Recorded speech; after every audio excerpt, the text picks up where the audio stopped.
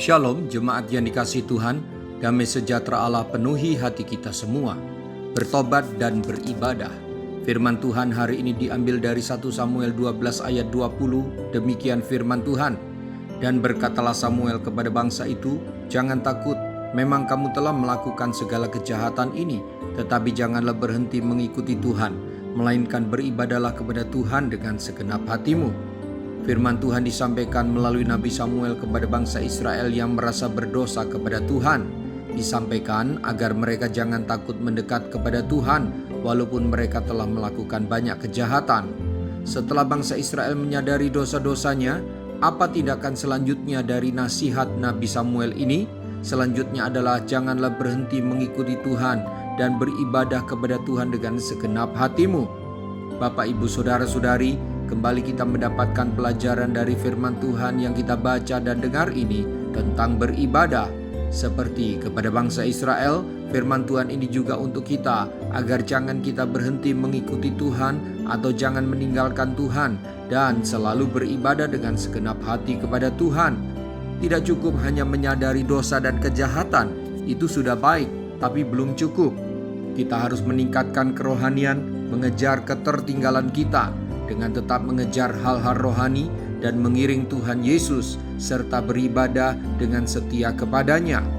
Bertobat dan beribadah dengan setia adalah dua gabungan atau bagian yang tidak bisa dipisahkan. Janganlah dosa dan kesulitan hidup kita jadikan alasan untuk meninggalkan ibadah dan kesetiaan kita kepadanya. Allah penuh kasih. Dia pasti mengampuni semua dosa kita dan meminta kita tetap datang mendekat kepadanya. Itulah Allah pengasih di dalam Tuhan Yesus Kristus yang tidak suka membangkit-bangkit kesalahan kita. Sekali lagi, renungkan ulang. Tuhan ingin kita mendekat kepadanya. Caranya, jangan tinggalkan ibadah kepadanya. Mari ekspresikan atau tunjukkan rasa syukur dan hormat kita kepadanya melalui ibadah yang sungguh-sungguh dan lakukan dengan setia.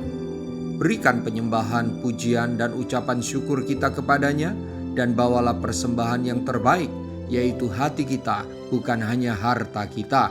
Jadilah penyembah Allah di dalam roh, yaitu segenap hati, dan di dalam kebenaran, yaitu segenap perilaku hidup yang saleh, buah dari pertobatan. Mari kita berdoa.